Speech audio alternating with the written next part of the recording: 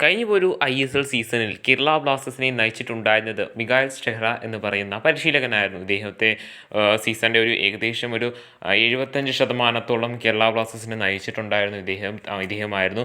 ഇദ്ദേഹത്തിൻ്റെ കീഴിൽ അത്യാവശ്യം കുഴപ്പമില്ലാത്ത തരത്തിൽ തന്നെ ഒരു പ്രകടനം കാഴ്ചവെച്ചിട്ടുണ്ടായിരുന്നു. എങ്കിൽ പോലും തുടർ തോൽവികൾ ഇദ്ദേഹത്തിൻ്റെ കീഴിൽ ബ്ലാസ്റ്റേഴ്സ് നേടിക്കൊണ്ടിരുന്നത് ഒരു ആരാധകരെ സംബന്ധിച്ചും ടീം മാനേജ്മെൻറ്റിനെ സംബന്ധിച്ചും ഒരു സമ്മർദ്ദം നേരിയ നിമിഷത്തിലായിരുന്നു ഇദ്ദേഹത്തെ പുറത്താക്കിയിട്ടുണ്ടായിരുന്നത്. ഇദ്ദേഹത്തിന് പകരം ആ ഒരു സീസണിൽ കേരള ബ്ലാസ്റ്റേഴ്സിനെ നയിച്ചിട്ടുണ്ടായിരുന്നത് കേരള ബ്ലാസ്റ്റേഴ്സിൻ്റെ അസിസ്റ്റൻറ്റ് കോച്ചസ് ആയിട്ടുണ്ടായിരുന്ന TG പുരുഷോത്തമനും അതോടൊപ്പം തന്നെ തോമസ് ഷോസുമായിരുന്നു. പിന്നീട് പുതിയ സീസണ് മുന്നോടിയായിട്ട് തന്നെ കേരള ബ്ലാസ്റ്റേഴ്സ്, അതായത് സൂപ്പർ കപ്പിന് മുന്നോടിയായിട്ട് തന്നെ കേരള ബ്ലാസ്റ്റേഴ്സ് തങ്ങളുടെ ടീമിലേക്ക് ഡേവിഡ് കെറ്റാല എന്ന് പറയുന്ന പരിശീലകനെ എത്തിക്കുകയും ആദ്യത്തെ ടൂർണമെൻറ്റിൽ തന്നെ ഒന്നും നേടാൻ സാധിക്കാതെ കേരള ബ്ലാസ്റ്റേഴ്സ് പുറത്തേക്ക് പോകുന്ന ഒരു സാഹചര്യം നമ്മൾ കണ്ടിട്ടുണ്ടായിരുന്നു.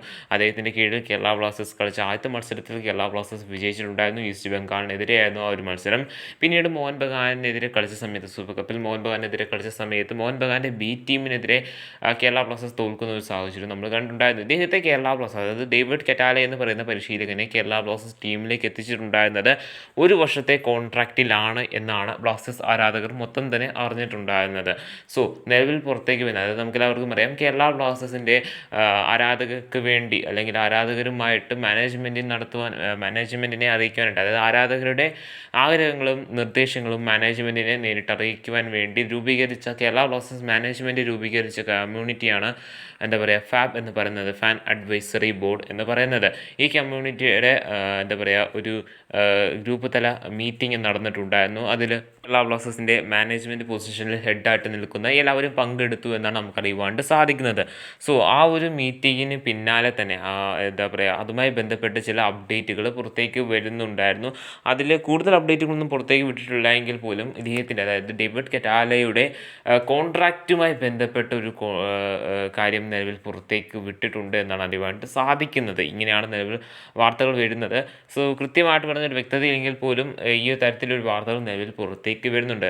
ആ ഒരു വാർത്ത വെച്ച് നോക്കുകയാണെന്നുണ്ടെങ്കിൽ ഡേവിഡ് കെറ്റാലയെ നിലവിൽ കേരള ബ്ലാസ്റ്റേഴ്സ് സൈൻ ചെയ്തിരിക്കുന്നത് 1 ഇയർ കോൺട്രാക്റ്റിലാണെങ്കിൽ പോലും അദ്ദേഹത്തിന് ഒരു മികച്ച പ്രകടനം കാഴ്ചവെച്ച് കഴിഞ്ഞ് കഴിഞ്ഞാൽ ഒരു 1+1 ഇയർ കോൺട്രാക്റ്റിലേക്കായിരിക്കാം എന്നും അറിയപ്പെടുന്നുണ്ട്. അതായത് 1+1 ഇയർ കോൺട്രാക്റ്റിലാണ് സൈൻ ചെയ്തതെന്നാണ് നിലവിൽ റിപ്പോർട്ട് പ്രകാരം അറിയുന്നത്. അതിനെല്ലാം പുറമെ ഇദ്ദേഹം നല്ലൊരു മികച്ച ടാർഗറ്റ്, അല്ലെങ്കിൽ കേരള ബ്ലാസ്റ്റേഴ്സ് പ്ലേ ഓഫിൽ കയറുകയോ അല്ല എന്നുണ്ടെങ്കിൽ ടോപ്പ് 2-ൽ എത്തുകയോ അങ്ങനെ തുടങ്ങിയുള്ള സ്പെസിഫിക് ആയിട്ടുള്ള കാറ്റഗറീസ് അല്ലെങ്കിൽ സ്പെസിഫിക് ആയിട്ടുള്ള ക്രൈറ്റീരിയ കംപ്ലീറ്റ് ചെയ്ത് കഴിഞ്ഞാലും ഇദ്ദേഹത്തിൻ്റെ കോൺട്രാക്റ്റ് കരാറ് പ്രകാരം ഓട്ടോമാറ്റിക്കലി റിന്യൂ ആവുമെന്നും നിലവിൽ അറിയുവാനായിട്ട് സാധിക്കുന്നുണ്ട്. സോ ഈ ഒരു തരത്തിലാണ് ഡേവിഡ് കെറ്റാല എന്ന് പറയുന്ന പരിശീലകനെ കേരള ബ്ലാസ്റ്റേഴ്സ് ടീമിലേക്ക് എത്തിച്ചതെന്നാണ് അറിയുവാനായിട്ട് സാധിക്കുന്നത്.